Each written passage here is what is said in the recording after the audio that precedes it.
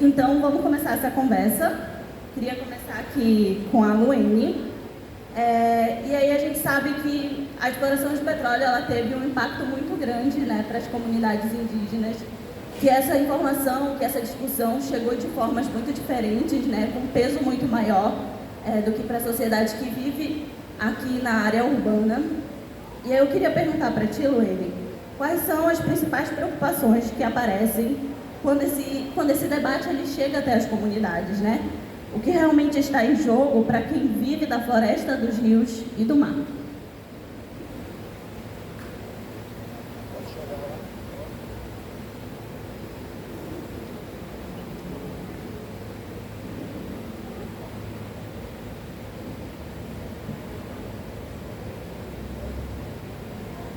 Só um minutinho para a gente ligar o nosso segundo microfone para captar todas as vozes aqui.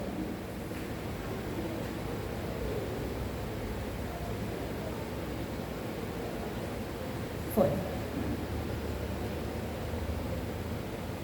Bem, boa tarde a todos. Primeiramente, eu gostaria muito de agradecer ao convite de estar aqui nesse festival, que é extremamente importante. A gente estava até brincando aqui na entrada de que já faz muitos anos que eu estou tentando vir a este festival, entendendo a importância e também a parceria que a Apoiamp e os povos indígenas têm com o Instituto Mapinguari, né? Essa parceria que é de longa caminhada. E esse momento de discussão ele é extremamente importante para o Amapá, mas principalmente porque eu estou vendo a juventude aqui presente e é necessário que nós possamos nos apropriar dessa discussão. Antes de entrar diretamente nas perguntas, e me interrompa mesmo, Flavinha, porque eu falo muito, eu sempre gosto de contextualizar que a exploração de petróleo no Brasil e no mundo não é algo que aconteceu só por conta do Bloco 59.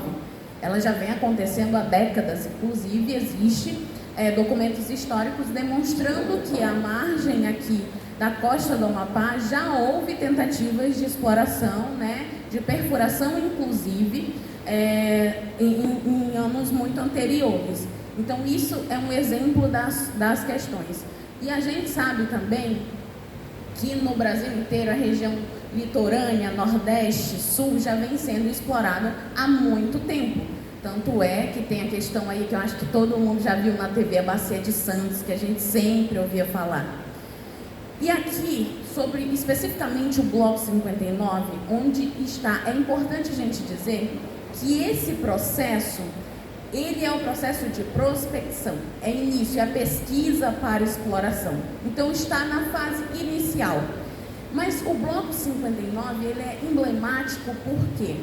Porque já há exploração de petróleo na Amazônia em si, mas essa exploração de petróleo e gás que não tem tanta visibilidade e principalmente que não se trata só do Bloco 59, se trata da margem equatorial, que vem da região ali do norte de Natal, mais ou menos, né, Rio Grande do Norte, até o Amapá. Então é uma longa extensão. O Bloco 59 é o primeiro bloco, é o que a gente chama de bloco-chave para a exploração de outros blocos. E o que está em jogo? Vocês discutiram pela manhã mudanças climáticas. É exatamente isso. Já é considerado cientificamente, existem dados sobre isso, de que cada vez mais que se acelera as mudanças climáticas no mundo, é porque se está produzindo muito combustíveis fósseis e isso emite gases, tudo isso que vocês já discutiram pela manhã. E para nós, povos indígenas, que vivemos diretamente do modo de vida, do cultivo, do plantio, da pesca, toda a nossa alimentação vem do território, esse impacto é um efeito dominó. Enquanto mais petróleo se explora no mundo, eu não estou falando só do Brasil, mais acelera a crise climática e mais nós vamos sentir calor, mais nós vamos ter problemas de segurança alimentar. Como vocês sabem, no Amapá nós estamos passando por uma crise fitossanitária, que é a praga da vassoura de bruxa, que atacou todas as roças. E mais nós vamos ter problemas de saúde e vai ser um efeito dominó. E para nós, povos indígenas, o Bloco 59 ele já traz, essa prospecção já traz impactos considerados, que é o quê? expansão de estrutura dentro de Oiapoque, que é a criação de 7 novos bairros de uma maneira desordenada. Eu estava em Oiapoque recentemente, a gente viu que ampliou um desmatamento gigantesco que avança para 3 terras indígenas com 4 povos indígenas na região de Oiapoque. E Oiapoque não tem para onde crescer. É uma bolinha ali na fronteira. De um lado você tem fronteira, de outro lado você tem a unidade de conservação do Caborange e 3 terras indígenas, do outro lado você tem a floresta estadual. Então, como é que essa expansão vai crescer sem invadir os nossos territórios? Essa é uma grande preocupação. Chegada de pessoas em massa, o ponto de voo do aeroporto de Oiapoque para a plataforma atravessa nossas terras indígenas e impacta diretamente na nossa caça e pesca. Para vocês que têm supermercado aqui, vocês vão comer gado, vocês vão comer legumes, vocês vão no supermercado. A gente planta, a gente pesca, e para você caçar, tu não vai lá e dá um assobio com a cutia e diz: ei, cutia, vem cá que eu vou agora fazer um cozido, um caldo de cutia. Não, é um processo de caça. E isso requer cuidados. Também a nossa maneira de se organizar e a nossa espiritualidade que está impactada. A gente tem que olhar para a natureza como um organismo só, que tudo depende um do outro. E ele não é separado. Assim como o mar, assim como a terra, assim como o ar, assim como a chuva, o pôr do sol. Nós, quanto tempo que eu tenho, mulher? Tá entendendo? Nós, povos indígenas, eu venho de uma família que ela é de pajés e lideranças indígenas. Então, meu avô sempre explicava para mim que a conexão com os caruanas, que são o que vocês vão chamar de seres sobrenaturais ou algo do tipo, para nós é caruanas, é quem traz cura, quem nos conecta. Eles são donos dos espaços, eles cuidam dos espaços. Mas eu sempre gosto de trazer a contextualização de donos, porque para vocês não indígenas, donos, a palavra dono tem um significado de posse. Eu sou dona desse celular. Esse celular é meu, ele não é de posse de ninguém. Para nós, o significado de dono não é de posse, é de cuidado. É quem está ali para cuidar, não é quem tem posse. Então, para nós, os caruanas, eles são donos dos lugares, são donos de rios, são donos de lago, mas nesse sentido de cuidar, ele está ali cuidando. É uma vida paralela que complementa a nossa. Ele traz cura, também orienta o nosso modo de vida e nos orienta como cuidar da natureza. Pode ser muito, muito distante da realidade de vocês, mas eu vou citar aqui um exemplo muito importante que eu acho que todo nortista sabe. Quem aqui nunca foi para o interior e os nossos avós ou tios diziam assim: olha menino, não vai pular no rio 6 horas da tarde. Quem aqui já ouviu isso? Levanta a mão para me ver. Todo mundo. Por que a gente não pode pular no rio? Porque existem os donos, é quem cuida. A gente não pode, é como se fosse pessoas. A gente não pode. Quem aqui gosta de estar tirando um soninho depois do almoço e alguém vai lá e bate na tua rede e diz: ei maninho, levanta, tá na hora, bora ali. Ninguém gosta, todo mundo acorda mal-humorado, né? Então meu avô explicava que os caruanas eram exatamente assim, como pessoas. Eles têm um grande sistema em que se relacionam conosco. Então isso começa a ser impactado quando se traz muitas pessoas para Oiapoque, começa uma invasão e aí começa a avançar para dentro do território. Isso sem ordenamento. Por quê? Se criou uma grande disseminação de informação de que o Amapá ou o Oiapoque será a nova Dubai, com desenvolvimento, emprego para todo mundo, a nossa vida vai mudar. Quem aqui não quer mudar de vida, né? Quem aqui não quer ter boas condições de vida? Todo mundo. Porém, para chegar lá, existem vários passos. Primeiro, eu sempre falo que quando se fala do desenvolvimento para o Amapá, precisa se considerar acessos à educação. Porque não adianta a gente pensar o desenvolvimento do Amapá a partir do petróleo se nós não consideramos políticas públicas concretas. Porque a Petrobras, ela não pode fazer política pública. ela não é a competência dela fazer política pública. Quem tem competência de fazer política pública no Estado é o governo, a LAP, que tem propostas, que vão fazer construções, é a responsabilidade dessas pessoas e não de uma empresa. Então foi se colocado aqui no Amapá uma grande expectativa de que a Petrobras irá mudar a vida de todo mundo. Ok, ela pode fazer que tenho visto na mídia. Ah, mas vem os royalties. O que são esses royalties? Olha. Vou aproveitar esse gancho da Luene e aproveitar que ela está na metade do tempo para eu fazer já uma segunda pergunta. Luene, na visão dos povos indígenas, o que significa desenvolvimento? Quais são os investimentos que realmente podem fortalecer o território? E aí tu continua a tua fala. Um dos principais desenvolvimentos que a gente sempre fala é manter a floresta intacta. O maior desenvolvimento que os povos indígenas já apresentaram e eu gosto de usar essas expressões, suas tecnologias, suas medicinas. Por que eu uso essa expressão? Porque geralmente muitos pesquisadores costumam diminuir o nosso conhecimento em colocar só como benzedeiros ou conhecimentos. Por que não tecnologias? A maior parte das tecnologias que nós vimos hoje no mundo inteiro, elas também partem de tecnologias indígenas. Inclusive, estudos têm demonstrado isso com grande frequência. E o desenvolvimento para nós, ideal é a floresta em pé. O desenvolvimento é quando nós conseguimos trabalhar em conexão e respeitando os territórios. É quando você se respeita as pessoas.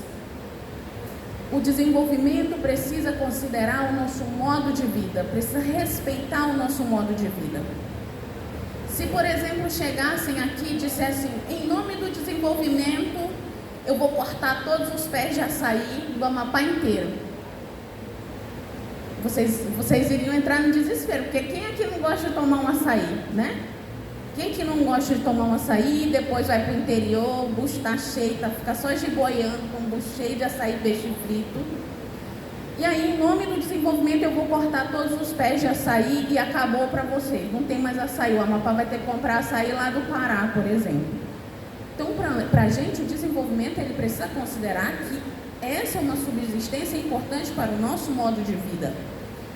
E para a gente, que já vivemos há milênios demonstrando que é possível, sim, ter desenvolvimento, conviver com a natureza, conviver com o território, com o nosso modo de vida sem destruir, para a gente não é novidade alguma. Quando nós apresentamos iniciativas como os manejos, isso é desenvolvimento. Quando nós apresentamos iniciativas da proteção dos quelônios, isso é desenvolvimento. Quando nossa medicina, ela é utilizada para curar doenças, e aí uma coisa que eu sempre questiono é que por que quando a nossa mãe faz um xarope ali e dá pra gente, a gente se cura, ela não é considerada medicina? Só quando o cientista vem e diz, com base nesse componente tal e tal e tal, aí se considera medicina. Tudo isso que nós convivemos há milênios é desenvolvimento, porque é a partir da matéria e do respeito com o território. Então, nós não viemos aqui discutir transição ou outras possibilidades. Nós já mostramos o caminho. Nós queremos que o nosso modo de vida também seja considerado para que esse desenvolvimento não destrua a vida das pessoas, mas que ele complemente o nosso modo de vida a partir de oportunidades. E que nós não sejamos novamente utilizados como trampolim em nome do desenvolvimento que só existe para alguns e não para a população de fato, onde não respeita esse modo de vida. O Amapá, ele é um grande sistema cultural que representa o conhecimento e a ciência dos povos. Isso está na nossa raiz, está no nosso dia a dia. Quando a gente toma açaí, quando a gente toma o nosso tacacá, que são alimentos que vêm da nossa base alimentar enquanto povos. enquanto povos dessa floresta. Então, falar sobre essa questão do petróleo é entender esses passos e todos os prejuízos que isso tem para a vida não só dos povos, mas para a vida de todos nós. Enquanto mais petróleo se explora, mais fica quente, mais você paga a conta de energia cara e mais você alimenta o bolso de outras pessoas, dos super ricos, por exemplo, que são os que mais poluem, mas são os que menos pagam a conta. Porque a gente vai começar a ficar cada vez mais doente, a gente vai começar a ter o nosso território sendo invadido em nome de um desenvolvimento que só existe para alguns. Acho que esse primeiro ponto é importante fazer esse caminho para esse entendimento.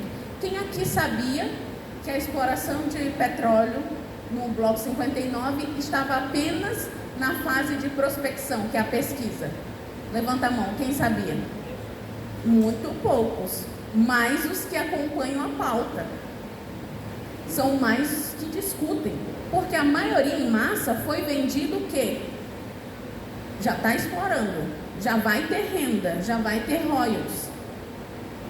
E isso existe outros passos, inclusive esse processo agora de pesquisa termina em setembro.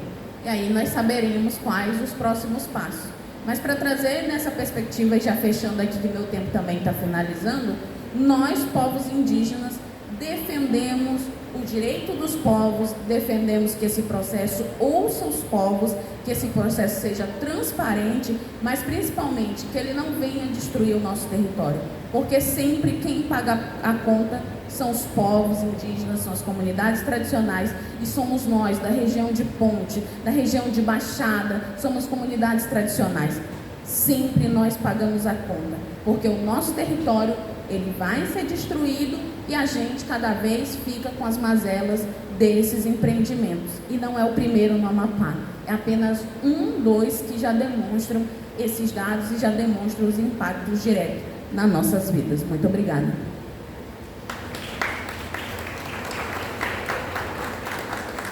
Obrigada, Luene. É uma fala incrível. Acho que passa por todos os pontos que a gente pensa em exploração de petróleo. A Luene consegue passar em todos os pontos. Isso é muito importante. E a gente percebe, Luene, que essa é uma luta, é um prejuízo que sempre chega às comunidades tradicionais, que sempre chega aos povos originários. E não precisa ser uma luta só de vocês, não precisa ser uma luta somente dessas populações, né? Acaba sendo uma luta muito constante, né? E falando um pouco de quem participa desses momentos de resistência, a gente tem aqui a Márcia Ruth, que é da Rede Resistência Amazônica. E aí, Márcia, eu queria muito te perguntar, vocês já acompanham esse processo há algum tempo, e eu queria te perguntar quais são os desafios que vocês têm observado quando esses grandes projetos eles chegam aos territórios, né? E como as populações elas estão se organizando ou se planejando para participar dessas discussões.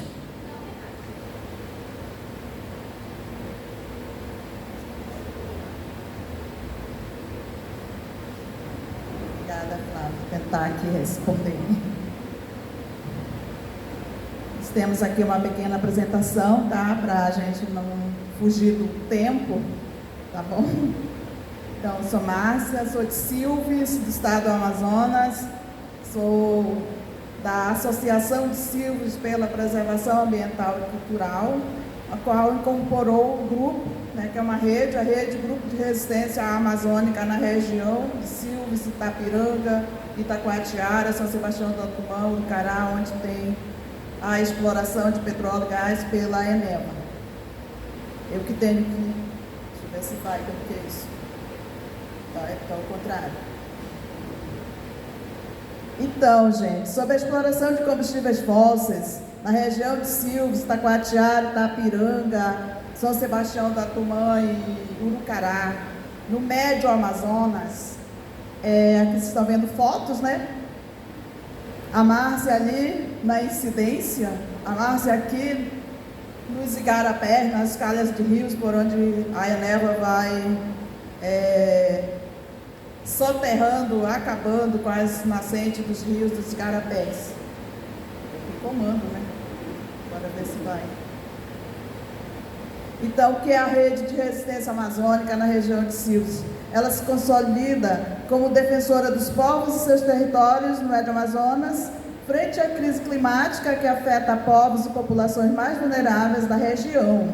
Nossa rede está na linha de frente dos embates, dos encaminhamentos, das estratégias e das incidências contra os grandes projetos desenvolvimentistas, né, para a Amazônia, porque é assim que chega, né? O projeto chega desenhado com uma proposta, né, muito bonita, né? A gente nem sabe quando chega, porque o presidente já fez o leilão lá atrás, a empresa já tomou posse, o governador já assinou tudo quanto foi licença, né, os órgãos ambientais, e é assim que chega. Nosso maior objetivo é colocar em discussão a crise climática ocasionada pela queima dos combustíveis fósseis, que são responsáveis pelo maior percentual dos gases de efeito estufa, esclarecendo que o gás não é natural. O gás é fóssil. Por isso, repudiamos a política do governo federal de descarbonização da Amazônia usando a queima de gás. O mesmo é tão tóxico quanto diesel, quanto gasolina. Não é gás natural, é gás fóssil, gente.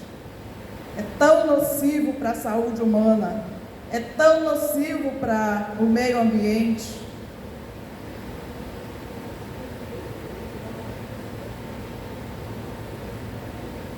Somos um movimento de base que acreditamos na coesão comunitária, em parceria com entidades de apoio, como a 350.org, que deu a possibilidade de eu estar aqui com vocês hoje, né, compartilhando um pouco da nossa experiência.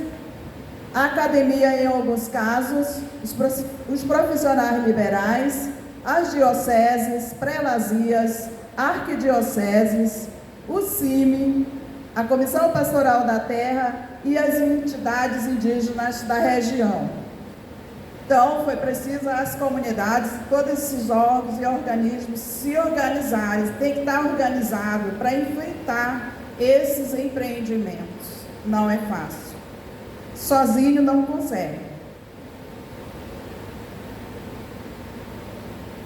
A construção de uma rede, o que eu trouxe para vocês como possibilidades em frente de combate, do qual a gente já vivenciou, do qual a gente já experimentou, do qual nós já estamos trabalhando na região de Silves. Eu trago para vocês que a construção de redes locais afins, como falou a Lorena, né?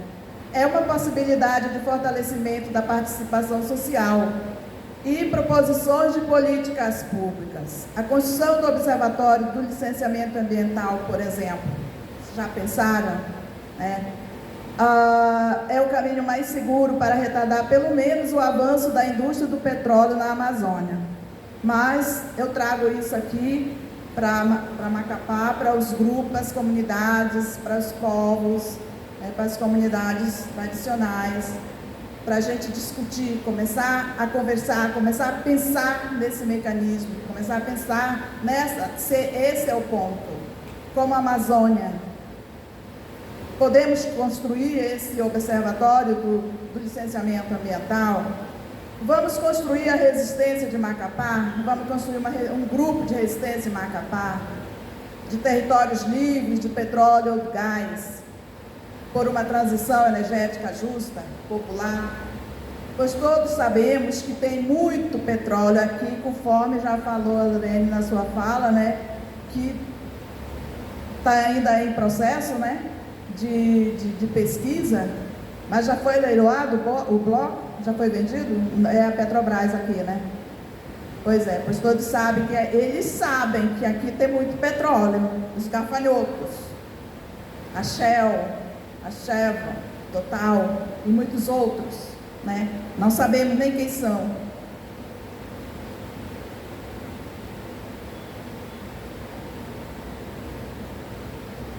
E não existe um modelo seguro de exploração de petróleo e de gás. Aí é que nós temos que ser enfáticos. Em Silves, foi que nós ousamos, né, enfrentar a empresa, os grandes empreendimentos, enfrentar o governo estadual, o governo municipal, o governo federal. Somos contra a exploração de combustíveis fósseis, pois não existe um bom modelo e nem níveis seguros na exploração de petróleo e gás. Todos são altamente nocivos ao meio ambiente e são economicamente inviáveis, pois só gera corrupção e um falso sentimento de riqueza na localidade. É verdade. Quantas pessoas, há 3 anos atrás, falaram para a ASPAC que a gente estava louco contra o progresso. E fizeram empréstimo nos bancos, construíram hotéis, porque eram mais de 5.000 pessoas que estavam chegando, e não tinha hotel para todo mundo. E hoje os hotéis estão fechados, estão vendendo as camas, estão vendendo os ar-condicionados, estão vendendo os próprios hotéis, porque já estão fechados. O pessoal vieram, foram embora, e a empresa construiu também um hotel. A empresa, a Enelva, construiu um hotel próprio, para onde ela levou todos os outros trabalhadores. E os hotéis que foram construídos, com essa falsa riqueza, estão fechados. E quem são os beneficiários, né? Quem vai se beneficiar com essa atividade são pessoas que nem no Brasil moram. Os investidores, os acionistas privados, né? E os fundos de investimentos, né? Principalmente da Petrobras, que a gente não sabe nem quem são.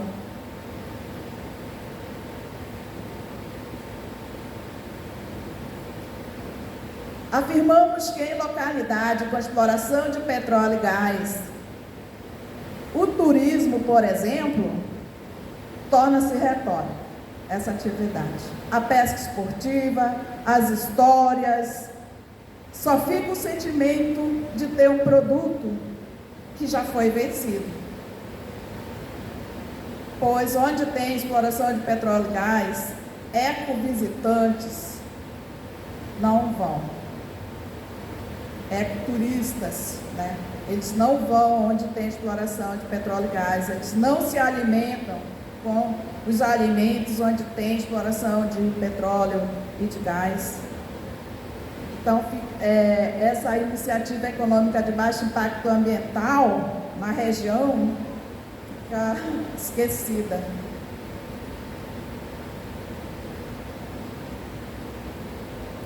E quais são as perspectivas dos territórios, né? Estão vendo aqui uma foto, né? Tudo tem uma fotozinha que eu esqueci de falar sobre as fotos, tá, gente? A perspectiva dos territórios que convivem com a indústria do petróleo e gás é sempre de muita insegurança, falta de privacidade. Os drones estão nas florestas, nas cabeceiras, nos rios. Quem toma banho de rio, as comunidades tradicionais dos povos, não vão poder mais. Os drones vão estar em cima deles o tempo todo. Invasão de suas áreas de produção. Se a área for de interesse, e se tiver uma roça, não importa, a empresa vai passar por cima. Vai abrir estradas, ramais, para gasoduto, para o que for. Vai engolir a roça. A caça e a coleta, como já foi falado aqui na fala da companheira, são afugentados. Os barulhos são muito intensos na floresta. Abertura de ramais, de estradas, afugenta os animais, afugenta as caças. Os peixes, eles percebem a perfuração, eles também fogem. Desmoralização de suas famílias e a perda do sentimento ancestral, pois as petroleiras não reconhecem nos seus requerimentos de licença a existência de povos originários e comunidades tradicionais que habitam há séculos nos territórios. A empresa trabalhava com um estudo para pesquisa, que foi feito para pesquisa, mas ela está explorando. Quando foi questionada pela ASPAC e pela Rede Grupo de Resistência Amazônica, eles falaram que foram lá em Brasília perguntar na FUNAI se existia povos indígenas em Silves, Itapiranga, Itacoatiara, em Urucará, São Sebastião da Tumã, e a FUNAI disse que não. Governo federal. O IBGE também falou que não tinha registros.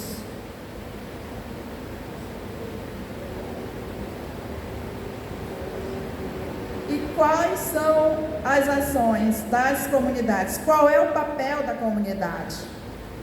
A localidade tem que colocar em prática o espírito de territorialidade, se capacitar acerca dos problemas e do potencial risco que a indústria do petróleo pode causar para o meio físico e social. Abrir o debate e chamar as comunidades, os órgãos ambientais, as empresas, os poderes locais, regionais. Também sugerimos em Silves, na época, audiências públicas populares, deve ser o caminho, não sei se vocês já pensaram ou já fizeram aqui em Macapá, rodas de conversas e oficinas sobre protocolo de consulta, transição energética e novas matrizes energéticas. Ou seja, a comunidade tem que querer, tem que fazer, tem que se organizar, chamar de fato para o diálogo, para a conversa, porque a empresa não informa, nem prévia, nem livre, e muito menos de boa fé, como está escrito, né, na Convenção 69.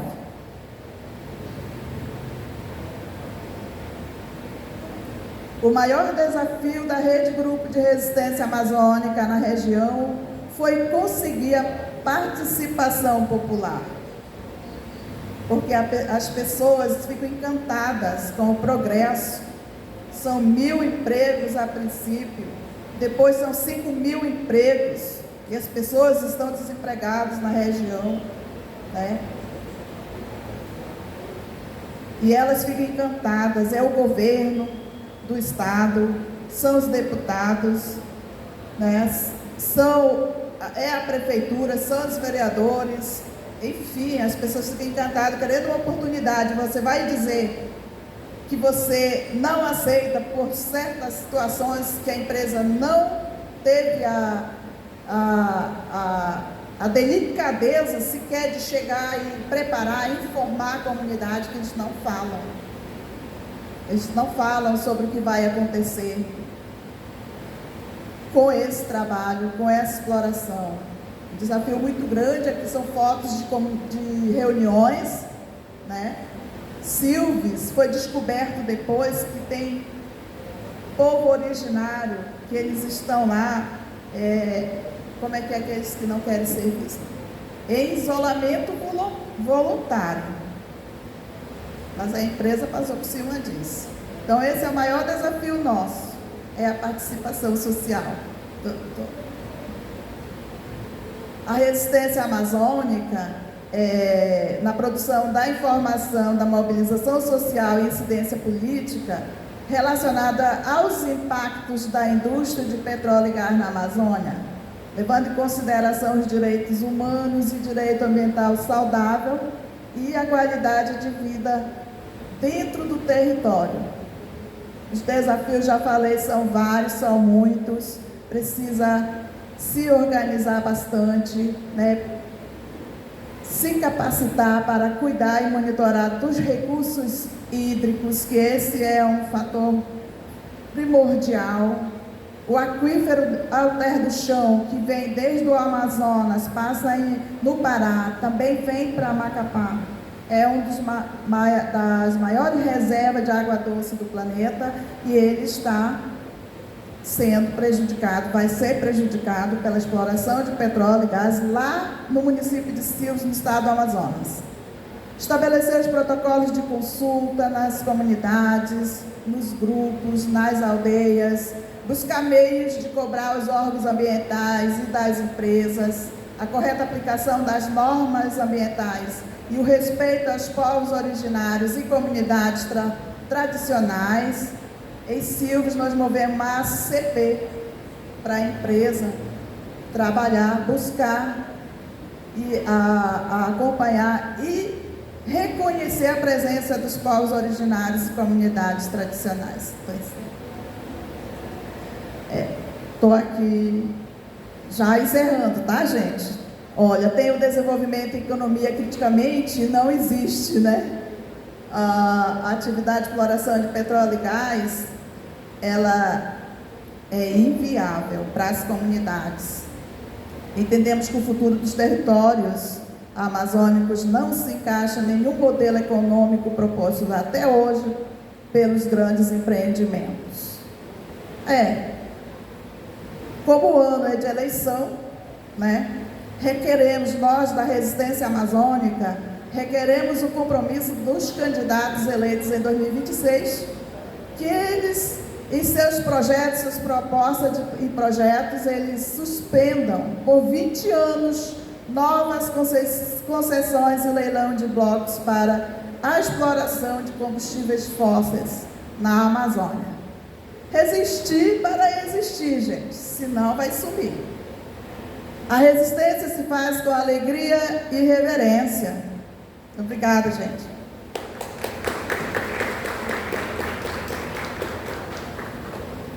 Obrigada, Márcia, obrigada pela contribuição. Vamos iniciar agora o nosso terceiro bloco, o professor Marcos Chagas, com quem eu já tive o prazer, gente, de estudar, então conheço um pouco do que o professor já apresenta. Sei um pouco da caminhada, sei que o senhor já acompanhou grandes empreendimentos, já acompanhou o debate sobre royalties também. E aí eu queria que o senhor compartilhasse com a gente o que essas experiências, né, de outros grandes empreendimentos, elas nos trazem, né? O que se concretizou nessas promessas, nessas narrativas, e o que não deu certo também. Se o senhor puder apresentar para a gente. O senhor prefere que eu faça as duas perguntas diretas e o senhor apresenta? Pode ser? Essa é a minha primeira questão, então. A minha segunda questão é: quais evidências precisam ser consideradas para avaliar se esse modelo realmente produz desenvolvimento duradouro? Então, a gente sabe que o debate de exploração de petróleo ele é vendido como o grande percussor do desenvolvimento econômico. E como que a gente consegue avaliar isso, se está funcionando ou não? Tá bem?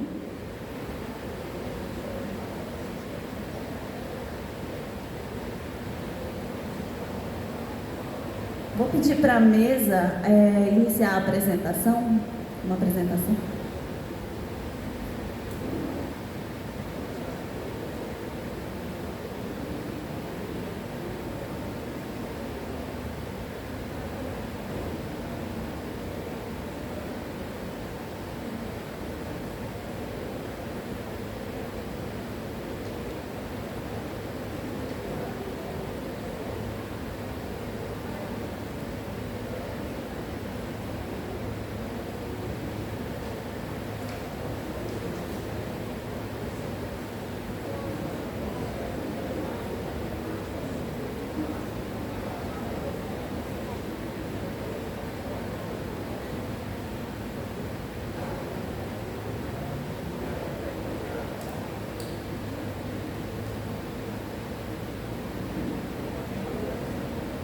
Bom, pessoal, boa tarde, né?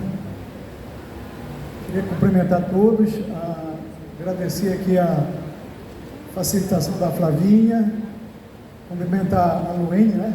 Acertei a Luene, né? Cumprimentar a Márcia, alguns aqui eu conheço de longas datas, cumprimentar a Ângela Carvalho aqui, minha escritora preferida, o Paulo Rocha, né? Paulo Rocha, do Baini, que hoje de manhã fez uma fala. Estou vendo aqui alguns alunos, né? Ex-alunos, enfim. A gente já tem uma certa experiência de analisar grandes projetos, né? Aliás, a grande parte da minha vida foi dedicada a isso. Então, o que eu trouxe aqui é um pouco um resumo dessa experiência e também algumas provocações. Eu preparei esse primeiro slide só para lembrar o objetivo do festival, né? Que é a minha primeira vez aqui, eu não sabia, então eu fui me encontrar com o objetivo do festival, né? E descobri que ele é uma celebração da Amazônia, né? Da Amazônia Negra, né? Isso me chamou a atenção em relação a algumas situações que eu tenho lido em alguns trabalhos que sempre estão presentes no meu pensamento. O segundo slide, por favor.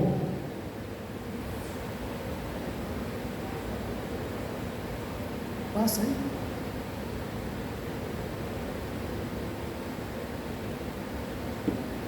Então, é um registro, mas também uma lembrança muito forte, né? É que o Brasil, disparado, foi o país que mais demorou a acabar com a escravidão, né? Então, durante muito tempo houve o tráfico de pessoas da África para cá, né? Alguns historiadores estimam que esse tráfico chegou a 5 milhões e grande parte desses escravos foram usados, né, para construir o que eu estou chamando ali da casa grande do capitalismo, né, e do colonialismo. E que, de certa forma, essa escravidão ainda não acabou. E a gente precisa ficar atento para isso, né? Na fala, pela manhã, do Paulo Rocha, deu uma sensação assim estranha, que eu queria compartilhar com vocês. Uma sensação de que o Amapá é um local onde já aconteceu muita coisa, que também pode ser comparado com um cemitério de grandes projetos. Ouvindo o Paulo Rocha falar do Bailique, eu cheguei na hora do almoço lá em casa e fui na minha estante e peguei lá o material do Bailique. Descobri que o Bailique já teve plano de desenvolvimento socioambiental, o Bailique já teve as melhores escolas daqui do estado, então o Bailique já teve muita coisa, né? E se perdeu.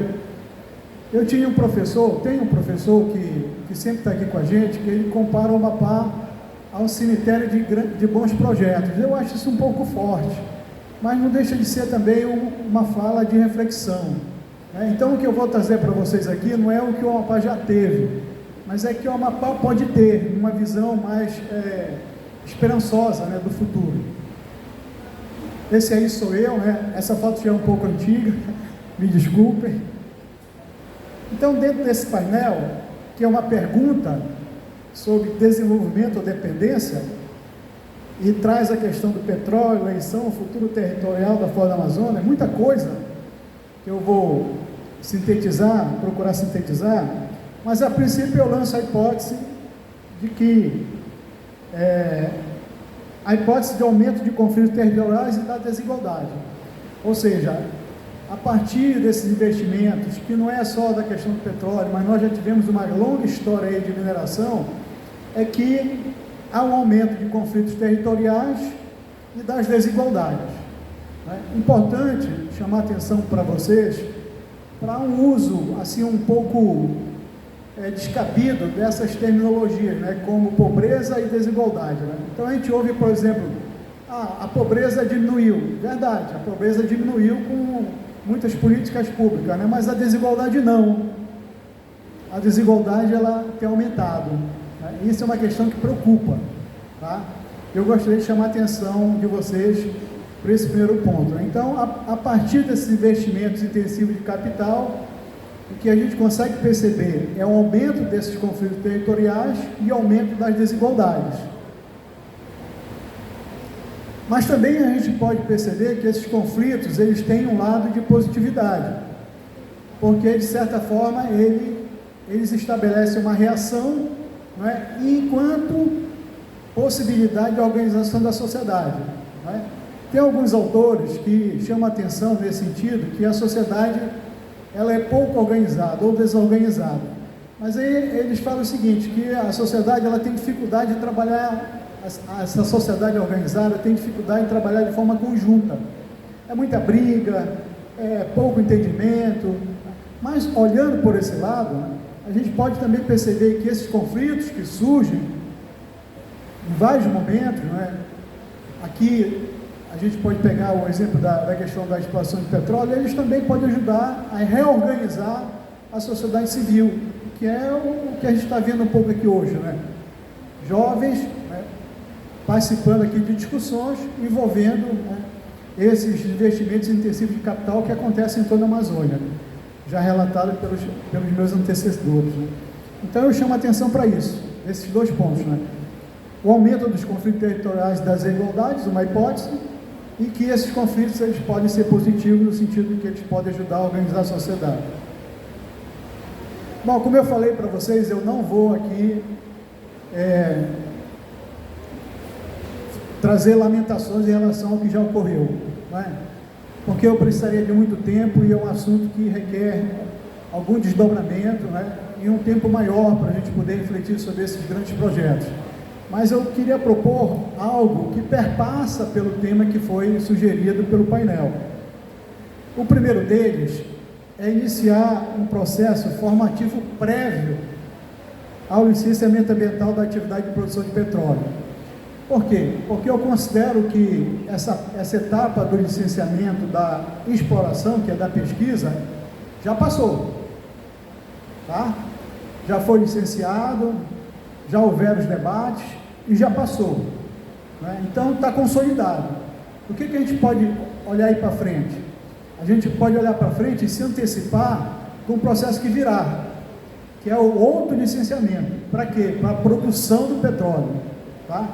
E essa etapa, ela requer uma preparação prévia, desde o primeiro momento.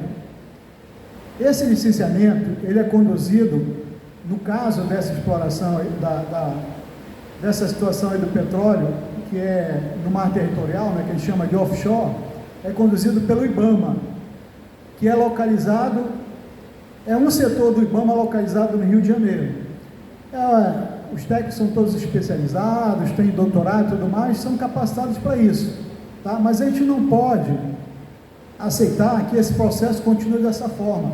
Aqui nenhum desmérito ao trabalho realizado pelos técnicos do IBAMA, mas eu acho que falta um pouco incluir a participação local desde o início do processo. E o que eu estou chamando ali de prévio é exatamente esse início do processo. Tem que estar aqui, em fóruns como esse aqui, discutindo o primeiro documento que inicia o licenciamento, que é o que a gente chama de termo de referência.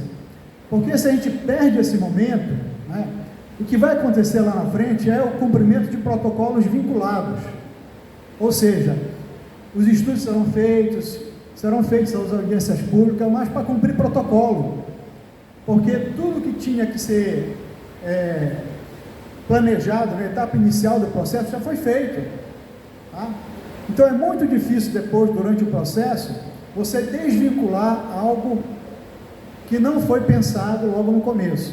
Então esse começo aqui é importante. A minha proposta é um processo prévio, formativo, de jovens, de lideranças, tá?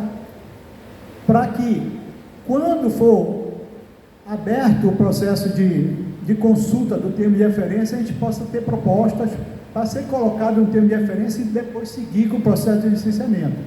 Vou dar um exemplo aqui. O que eu estou chamando de processo vinculado? Por exemplo, as audiências públicas é um processo vinculado, mas as reuniões setoriais, ela não é vinculada. O IBAMA faz se quiser, tá? Você pode solicitar, mas ele não faz parte do rito do licenciamento. Se isso for negociado previamente, isso passa a ser vinculado. Isso é possível, desde que haja um entendimento de que isso é importante. Por que isso é importante? Porque a audiência pública todo mundo conhece, né? É uma apresentação altamente técnica que as pessoas, via de regra, não compreendem, não é? E aí o processo de audiência, que deveria ser audiência, não acontece. Sendo que as reuniões prévias, elas possibilitam isso, porque elas são organizadas por grupos de interesses, tá? Então essa é uma primeira proposta. um processo formativo ao licenciamento que vai acontecer, e a gente pode se antecipar em relação a isso. Outra proposta é a elaboração participativa dos planos climas estaduais para o horizonte de 20 ou 30 anos. O governo federal lançou há 2 meses, entre 1 e 2 meses, eu não lembro muito bem, o plano clima 2024-2030, né? Foi lançado pela ministra ainda, antes dela sair, Marina Silva, né? E lá tem diretrizes. Nós precisamos fazer com que isso aterrize nos estados, principalmente nos estados da Amazônia. Então, a elaboração dos planos climáticos estaduais, eles são extremamente importantes.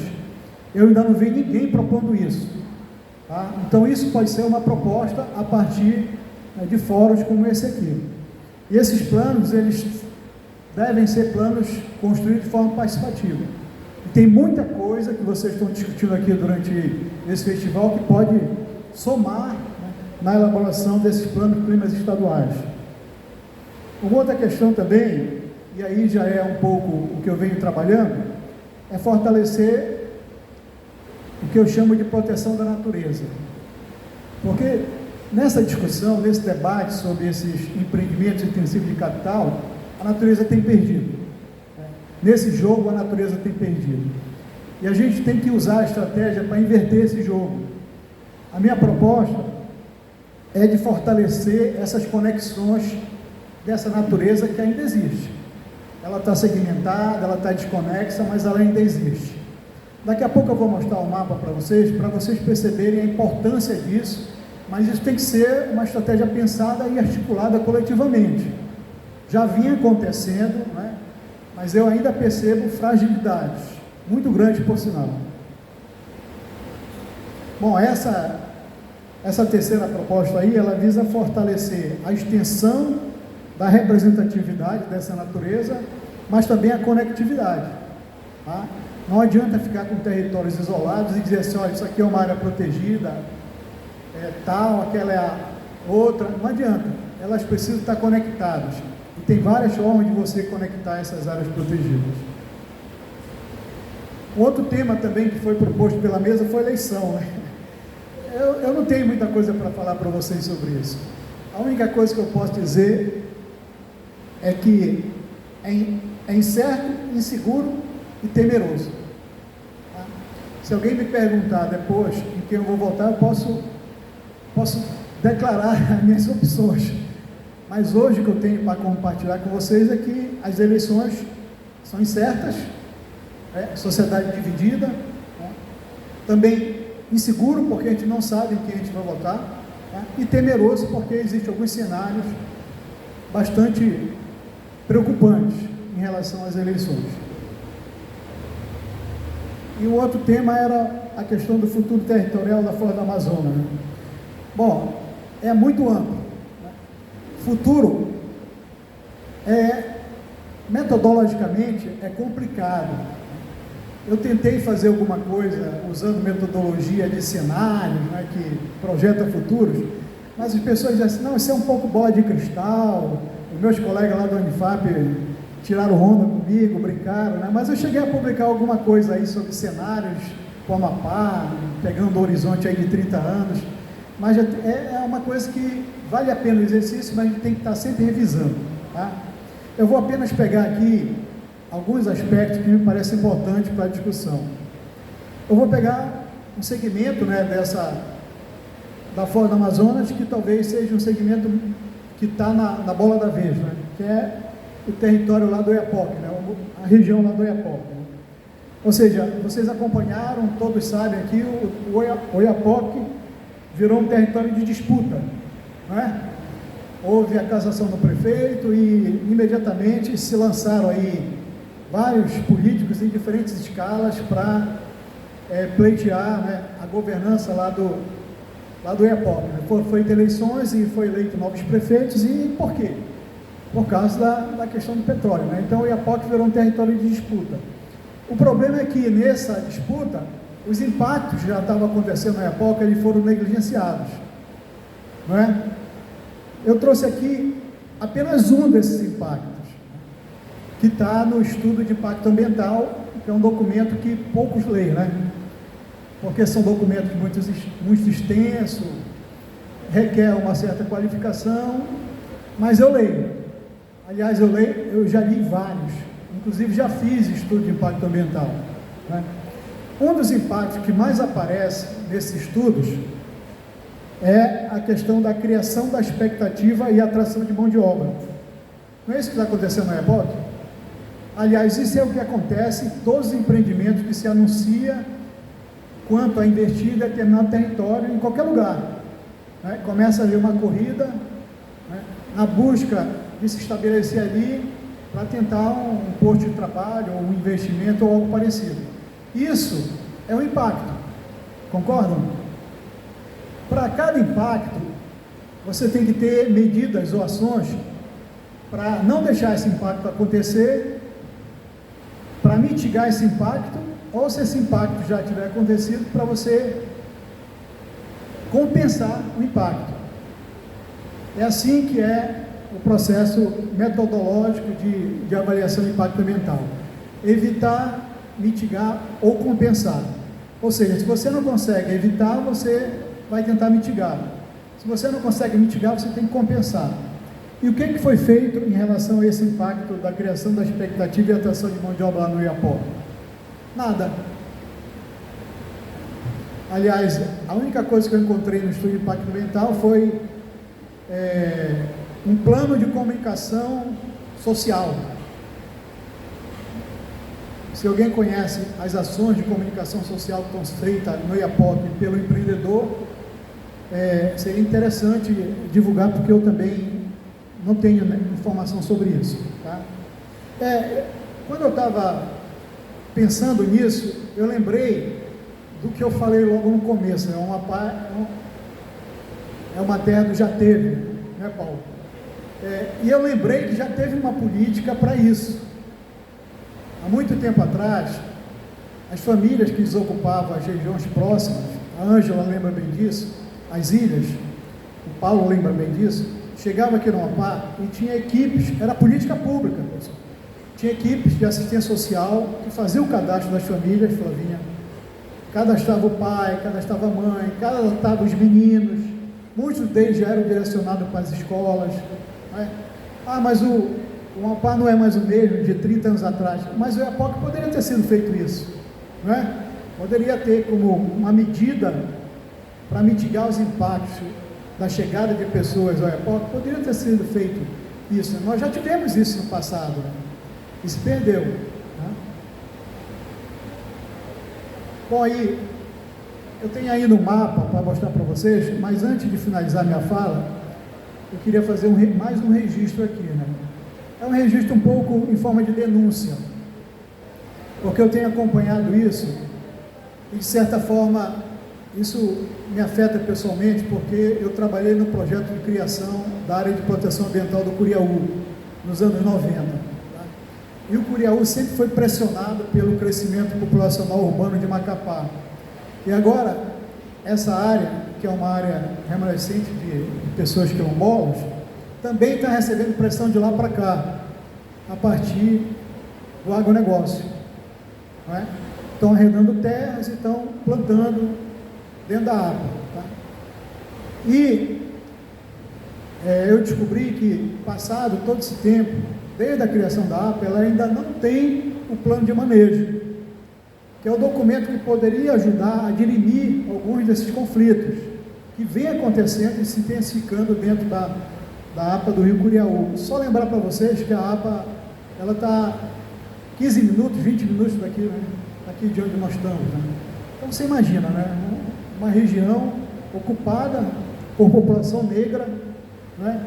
Com direitos reconhecidos, fortalecida por políticas públicas, passado todo esse tempo agora está tendo que lidar com conflitos que poderiam ter sido dirimidos se já tivesse sido elaborado o plano de manejo da unidade de conservação. Eu não sei se isso foi descaso, não sei se isso foi proposital, mas aqui fica registrado aqui para o evento em forma de denúncia. Eu vou pedir só para apresentar o último mapa. que é mais ou menos o seguinte: quando a gente vai acumulando estrada, a gente vai também criando utopias, né? É assim, eu não me interesso mais de fazer qualquer coisa, eu quero fazer coisa grande, eu quero fazer coisas que causem impacto, né? E aí, olhando para esse bioma chamado Amazônia, eu descobri que tem alguns espaços territoriais, né, que são ainda, que eu chamo de Amazônia Profunda. São espaços que você ainda encontra a natureza como descrito na Bíblia, né? Assim começou o mundo, coisa e tal. Tem muita região assim no território lá da Márcia, né? Inclusive lá tem uma reserva da biosfera fantástica que junta territórios, e também nessa região que vocês estão vendo aqui no mapa, que é uma região que pega o norte do Pará, o Amapá, né, parte do Amapá, e chega até a Guiana Francesa, tá? Percebam, esses polígonos que vocês estão vendo aí, ele esconde coisas que a gente precisa interpretar. Por exemplo, as unidades de conservação são garantias de proteção dos territórios indígenas. As unidades de conservação, elas precisam abraçar cada vez mais os territórios indígenas, as áreas quilombolas, tá? Isso é importante, mas isso também precisa fazer parte de uma estratégia que foge à dimensão do Estado, porque é assim: a FUNAI cuida das terras indígenas, deveria cuidar, o ICMBio cuida das unidades de conservação, não sei quem cuida de não sei o quê, e essas coisas não se conectam. Existem ações que já estão sendo desenvolvidas através de ONGs do Pará, que já juntou esse território aí norte do Pará num grande projeto chamado Grande Tumucumaque, mas não pegou esses territórios aí que envolvem o Amapá e chega até a Guiana. E o que eu tenho que trabalhar agora é tentar incluir esses territórios, que já são espaços territoriais especialmente protegidos, né? Unidade de conservação, terras indígenas, né? E fazer com que isso tudo tenha uma gestão integrada, não segmentada. Bom, isso aí é um pouco do que eu venho trabalhando, né? Pelo menos é o que tem me animado ultimamente. Eu agradeço a atenção de vocês. Eu retorno agora para a Flavinha aqui. Obrigada, professor, pela contribuição, foi incrível a sua fala. E aí eu tinha mais uma pergunta, mas eu vou usar ela para a gente fazer um fechamento depois, tá bom? E aí eu quero abrir para 3 inscrições, 3 perguntas, tá? E por favor, gente, vai ser somente 3 mesmo, tá bom? 3 perguntas e a gente retorna aqui para fazer o fechamento. Tá liberado. Fechamos as 3.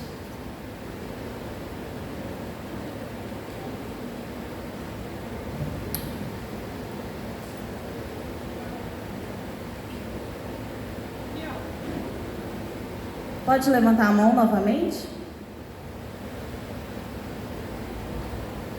Boa tarde aos expositores, professor Marcos, Joênia, Márcia.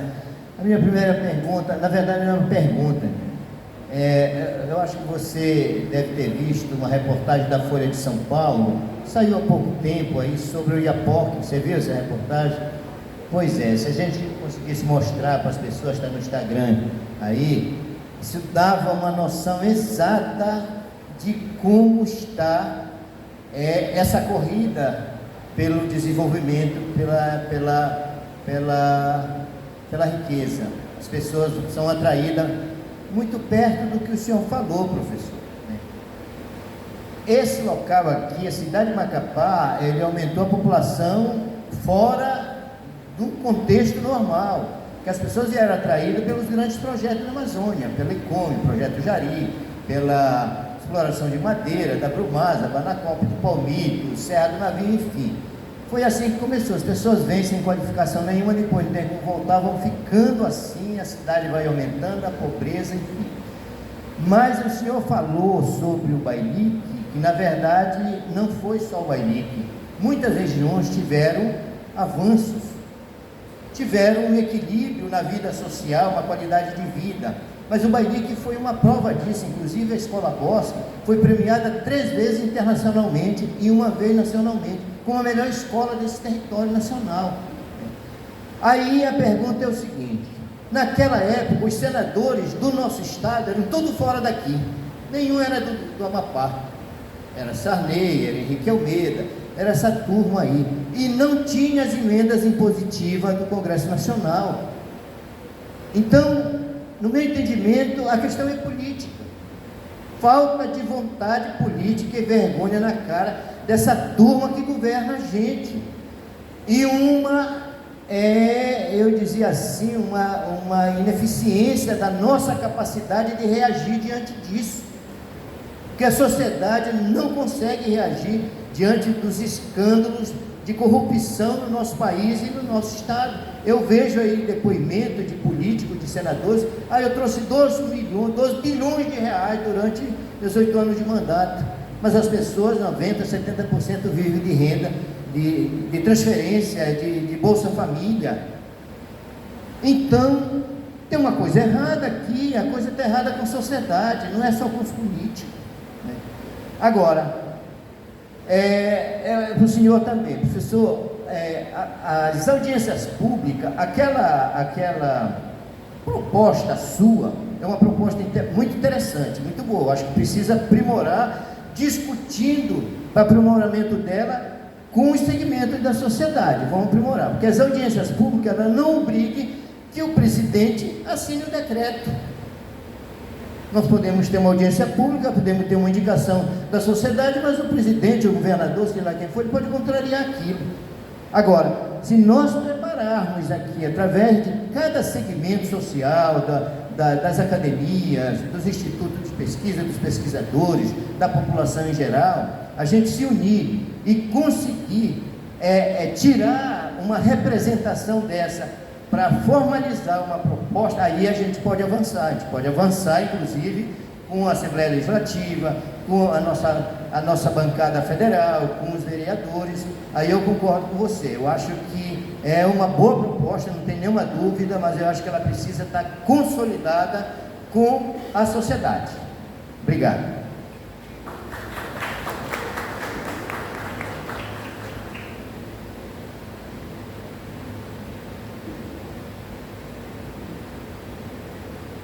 Boa tarde, gente. Queria primeiro saudar o espaço, né? É muito importante a gente estar fazendo essa discussão, não só aqui dentro da Amazônia, né? Mas no mundo, no fenômeno global que conecta a gente, cada vez tem colocado a gente mais contra a parede, e eu acho que nos alertando para a necessidade da gente formular políticas públicas e principalmente movimento em torno disso. Então, começar saudando mesmo o espaço, os colegas do Mapiguari, o festival, os painelistas, né, do N aí, nossa colega de luta, lá está sempre na Unifap também com a gente, fortalecendo esse debate sobre justiça socioambiental, e todos os presentes.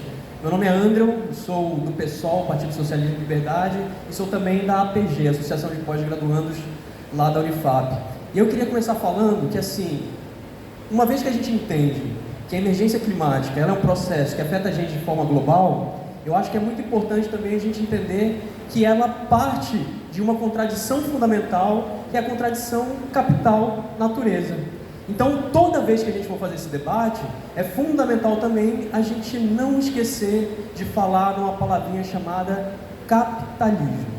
Porque é exatamente o modo de produção capitalista onde a gente entra numa ideia de que se pode acumular infinitamente e encara os recursos naturais, que são algo finito, a gente está encarando objetivamente uma contradição que não vai ter resposta. Então, enquanto a gente estiver avançando e se aprofundando uma lógica de produção de acúmulo infinito num planeta onde os recursos são finitos, isso vai fazer a gente caminhar cada vez mais rapidamente para o processo de extinção da nossa espécie. Então não é à toa, inclusive, que o aquecimento global e o processo de emergência climática, eles começam a se intensificar, inclusive o gráfico, né, do aquecimento global começa a subir de forma mais intensa a partir da Revolução Industrial, do processo acelerado de industrialização, enfim, o aumento gradual da queima de combustíveis fósseis. E aí o Amapá, ele vira algo central nessa discussão, porque somos hoje a nova fronteira de expansão dos combustíveis fósseis e que está inserido no mapa geopolítico global. Não é à toa que a COP acontece aqui em Belém, muito próximo da gente na Amazônia, e dentro desse organismo internacional a gente produz muita resistência, mas a gente sabe que também dentro daquele espaço há contradições que vão estar inclusive negociando quais vão ser os modelos de exploração e de uso desse território para que seja esse o novo espaço da Amazônia e do Brasil, do que a gente vai chamar de periferia do capital, que vai ser explorado. E aí eu acho que os painelistas são muito felizes, né, de quando falam do que já é o cenário do Oiapoque, onde a gente já tem expansão urbana desordenada, onde a gente sabe que, mais uma vez, grande parte das riquezas desse processo não vai ficar aqui no Amapá, não vai ficar aqui na Amazônia, não vai ficar aqui no Brasil. O Amapá, inclusive, viveu esse ciclo várias vezes. Foi assim com a mineração da ICOME, quando a empresa, inclusive, vai embora antes de terminar seu contrato, ficamos com os buracos e os nossos índices de desenvolvimento humano ainda são baixíssimos. Isso aconteceu também na lógica das hidrelétricas. A gente vai em Ferreira Gomes e a gente sabe que tem pescadores da região que não conseguem mais, perderam o seu ofício por causa daquela intervenção, também vendendo a lógica do desenvolvimento. E hoje continuamos pagando uma das energias mais caras do Brasil. A gente está vivendo a lógica de expansão do agronegócio.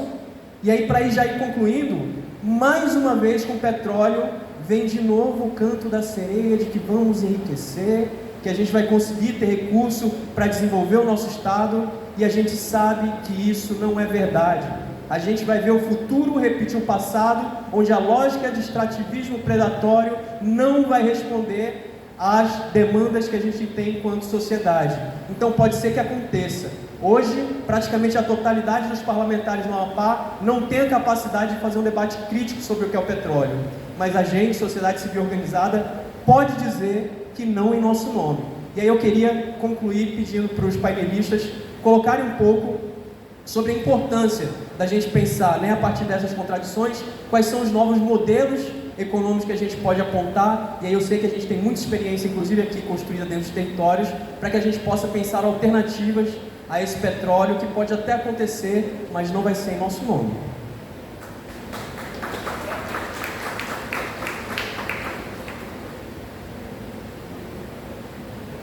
Olá, boa tarde a todos e a todas. Esse debate é muito bom.